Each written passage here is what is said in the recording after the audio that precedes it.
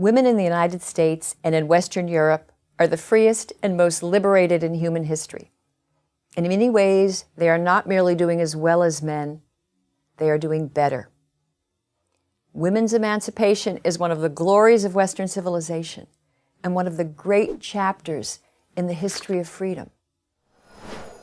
So why then are those in the women's movement, such as the leaders and members of activist groups like the National Organization for Women, the professors in women's studies departments at our colleges, and many women in the media, why are they still so dissatisfied? These feminists hardly acknowledge women's progress. Yes, they concede that some advances have been made, but the fact that most women reject their activist brand of feminism and think of themselves as free is, for this crowd, proof of just how entrenched patriarchy and inequality truly are. Women are so oppressed, they don't even know it. Year after year, these activists make claims about women in violence, women in depression, women in eating disorders, women in workplace injustice, to support their views. Over the years, I have looked carefully at many of these claims, and what I have found is that much of the supporting evidence, mostly victim statistics, is misleading and often flat out wrong. Consider the issue of the so-called gender wage gap. How many times have you heard that for the same work, women receive 77 cents for every dollar a man earns? This charge is constantly repeated by feminist activists and their supporters. Yet it is so deeply misleading as to border on outright falsehood. 23-cent gender pay gap is simply the difference between the average earnings of all men and women working full-time. It does not take account for differences in occupations, positions, education, job tenure, or hours worked per week. Now, wage gap activists and groups like the American Association of University Women or the National Women's Law Center, they say, no, even when you control for these factors, women still earn less.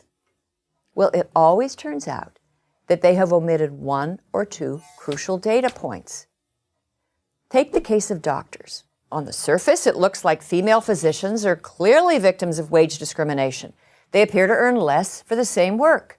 But dig a little deeper beneath the surface, and you find that women are far more likely than men to enter lower-paying specialties like pediatrics or family medicine than higher-paying cardiology or anesthesiology. They are also more likely to work part-time. And even women who work full-time put in about 7% fewer hours than men. Women physicians are also far more likely to take long leaves of absence, usually to start a family. Now, there are exceptions, but most workplace pay gaps narrow to the point of vanishing when one accounts for all of these relevant factors. Now, how do the women's advocacy groups react to this? They insist that women's choices are not truly free. Women who decide, say, to stay home with children or to work fewer hours or to become pediatricians rather than heart surgeons are held back by invisible barriers or internalized oppression. According to the National Organization for Women, powerful sexist stereotypes steer women and men toward different educational training and career paths and family roles.